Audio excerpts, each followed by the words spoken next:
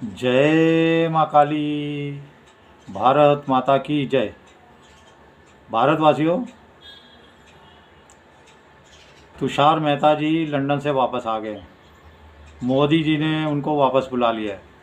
तुषार मेहता जी वही हैं जो इंटरनेशनल कोर्ट ऑफ जस्टिस में हमारे कुलभूषण यादव को पाकिस्तान ने फांसी दे दी थी। उनका केस लड़ा था और जीता था सिर्फ 1 रुपया लेकर, 1 रुपया। वो बहुत ही ईमानदार, बहुत ही धांसू, बहुत ही इंटेलिजेंट और बहुत ज़्यादा काबिल वकील हैं। ये मोदी जी ने बुलाया लेकिन गेम खेली।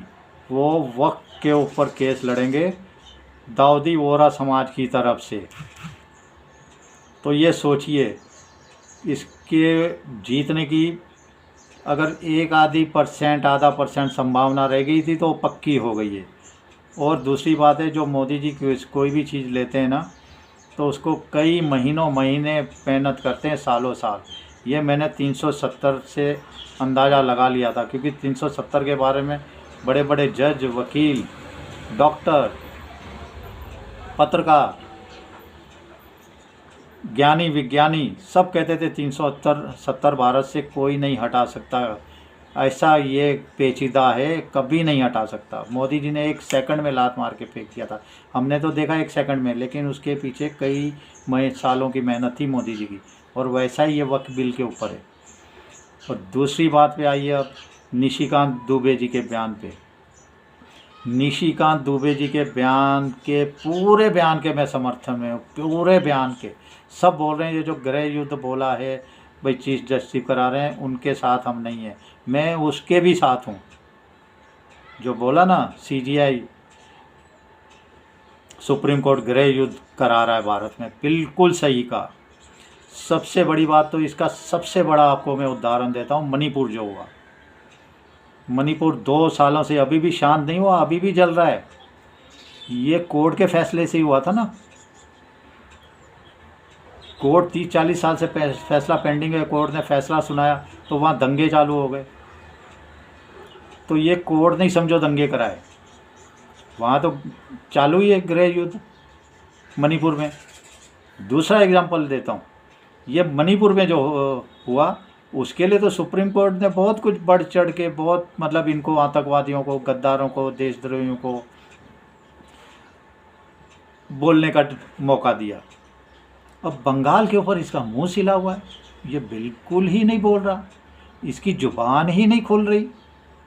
क्योंकि वो एक मुमताज़ बानो बैठी हुई है ना, मुमताज़ बानो, आदि मुस्लिम औरत है, जो पूरी नहीं है, आदि मुस्लिम औरत मुमताज़ बानो, उसके खिलाफ बोलने की इसकी हिम्मत ही नहीं। मतलब मोदी जी इनके सामने शांत होते हैं, इनकी बात शांति से सुनते हैं, इनको दखल अंदाजी, तो ये सिर पे चढ़ के मोदी जी के बोलने लग गए। मतलब संसद से भी ऊपर अपने आप को समझ दिया, राष्ट्रपति को भी मतलब हुक्म देने लग गए, कि राष्ट्रपति को बोलने लग गए तुम्हारी क्या औकात है, तुम हमारे नौकर हो। जबकि 2% के इंसान नहीं है सुप्रीम कोर्ट, हाई कोर्ट के जज, 2% की इनकी औकात नहीं है। ये हमारी तनख्वाहों से बोलते हैं, सनातनियों की। इनको कोई मुल्ला मौलवी तनख्वाह नहीं देता, सिर्फ सनातनियों की तनख्वाह से इनके और बच्चे विदेशों में पढ़ते हैं, ये ऐशियाँ करते हैं, इनको 5 स्टार गाड़ियाँ मिलती है, 5 स्टार बंगले मिलते हैं, सिर्फ सनातनियों के पैसे से। और सनातनियों को ही ये कितना बेइज्जत करते हैं, इतना बेइज्जत करते हैं। देखिए विष्णु शंकर जैन जी का बयान देखिए, साफ बता रहे हैं जितने सनातनी हैं देखो उनके, और अपने ऐसे कि 140 केस पेंडिंग है, हमारे को तो बोला हाई कोर्ट जाओ, इनका मुल्ला मौलाना का फटाफट ले लिया। मुल्ला मौलाना को फिर केस, आतंकवादियों के केस, देशद्रोहियों के केस, जो अनारकी लोग होते हैं, अनारकी जो देशद्रोही लोग होते हैं, जो देशद्रोही पार्टियां हैं, उनके केस आधी आधी रात को सुनने लग जाते हैं। जैसे तीसरा सीतलवाड़ के लिए छुट्टियां चल रही है, छुट्टियां, शायद गर्मी की छुट्टियां, और उसके बाद 3-4 दिन रह गए सिर्फ कोर्ट को सुनने के लिए। एक फ़ोन क्या आया चंद्रचूड़ साहब को, तीसरा सीतलवाड़ को जमानत दिलाई हो, और भागे भागे गए जमानत देने के लिए 2 कोर्ट जजों की बेंच कर। एक ने कहा जमानत देनी चाहिए, दूसरे ने कहा नहीं, वो तो टाई हो गया मामला। फिर फ़ोन गया, अरे ये तो कुछ हुआ ही नहीं, अरे ये कैसे अंदर जेल जाएगी। हाई कोर्ट ने कहा था इसको फटाफट इसको जेल में भेजो, सारी जगह पे जितने सिविल कोर्ट, ये नीचे के अदालतें, ऊपर की अदालतें, हाई कोर्ट तक, मतलब लात मार के फेंक देते हैं सब नीचे के जो सारे कोर्ट के मिनटों में, एक देशद्रोही के लिए। फिर वापस ही गठित की 9-10 बजे रात को शीतला हुआ।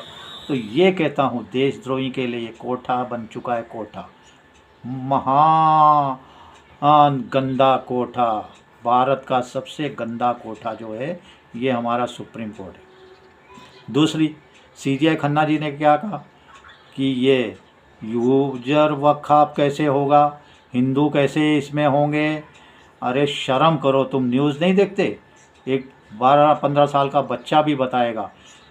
अरे उधर जो चर्बी मिक्स किया था हमारे तिरुपति बालाजी में, वो शर्म नहीं आई? उसमें क्या सारे हिंदू थे? उसमें क्रिश्चियन भी थे, मौलाना भी थे। और ये मुमताज़ जो है, समझे ना, मुमताज़ बेगम बंगाल में, उसने कई मुसलमान रखे हैं मंदिरों के अध्यक्ष बना के। और ये तो ताज़ा सबसे बड़ा हमारा जो सनातन का है प्रयागराज कुंभ मेला, उसमें आजम खान को अध्यक्ष बनाया, सुल्ले को। तो ये एक मौका दिया इनको मौलाना मुल्लाओं को बोलने का, तुम दंगा फैलाओ, पूरे भारत में फैलाओ। पहले छोटा मोटा था, पूरे भारत में ये लोग फैलाने लग गए। तो ये है सुप्रीम कोर्ट, इसके पीछे बिल्कुल गहरे युद्ध के पीछे सुप्रीम कोर्ट का हमेशा जो भी होते हैं दंगे, सुप्रीम कोर्ट का हाथ होता है, सुप्रीम कोर्ट का।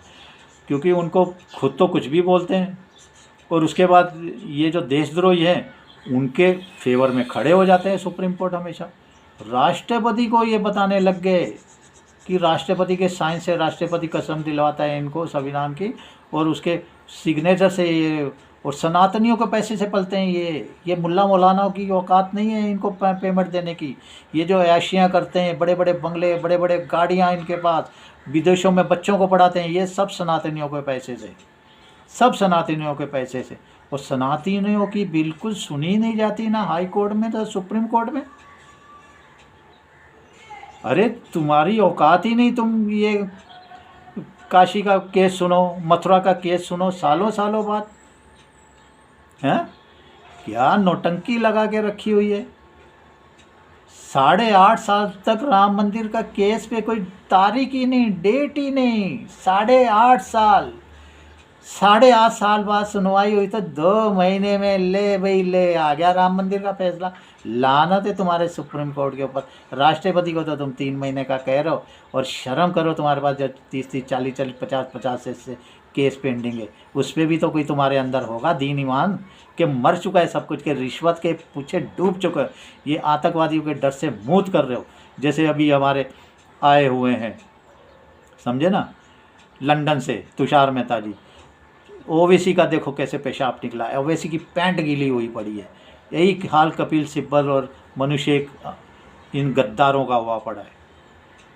तो ये सुप्रीम कोर्ट बिल्कुल कोठा बन चुका है, कोठा आतंकवादियों, देशद्रोहियों और देशद्रोही पार्टियों के लिए, ये सबके लिए खड़ा हो जाता है, आधी रात को तैयार हो जाए। लेकिन सनातनियों के सुनने के लिए कुछ नहीं, जिनके टुकड़ों पे ये पल रहा है, ये सुप्रीम कोठा जिनके टुकड़ों पे पल रहा है, उसके लिए कुछ नहीं। करो मेरे ऊपर भी केस, मेरे को भी डालो जेल में, झंझट ही ख़त्म करो, डाल दो सारे भारत के जितने सनातनी हैं सबको कोर्ट कंडेम कर दो।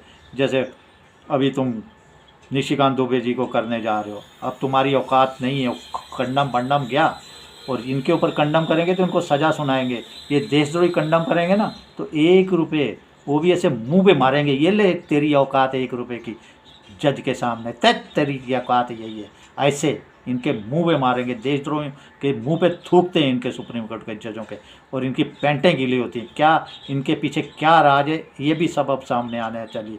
चलिए भारत माता की जय। जय श्री राम, जय श्री हनुमान, वंदे मातरम, जय हिंद।